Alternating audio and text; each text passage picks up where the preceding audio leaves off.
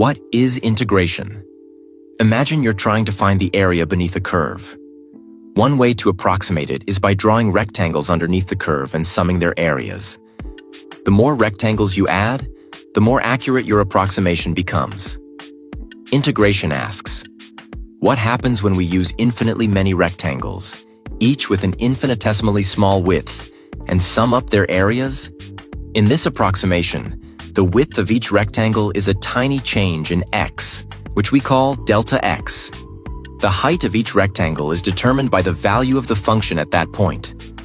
To find the area of each rectangle, you multiply its width by its height. Then, by summing these rectangles across the interval between 2 points, which we call A and B, we get an estimate of the total area. But if we let delta x become infinitesimally small, we use dx instead.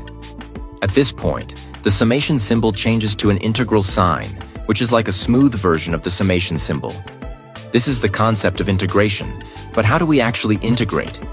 Take a function, for example, where x is raised to the power of n.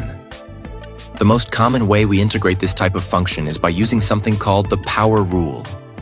The process is simple. 1. Add 1 to the power of x. 2. Divide by the new power. 3. Don't forget to add a constant, which we'll call c. Now let's address why this works.